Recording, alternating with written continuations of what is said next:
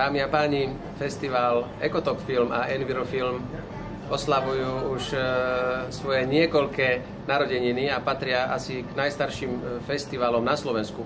Dokonca myslím, že aj starším, ako som ja osobne.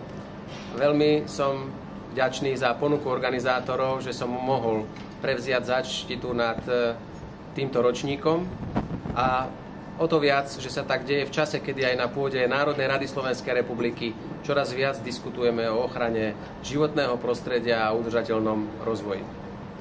Mám veľkú radosť z toho, že sme sa s organizátormi dohodli na tom, že najúspešnejšie filmy z tohto ročného festivalu prídu aj na pôdu Národnej rady Slovenskej republiky a budeme ich vysielať počas prvých dní júnovej schôdze všetkým poslancom, zamestnancom, ale aj tým, ktorí navštívia Národnú radu Slovenskej republiky.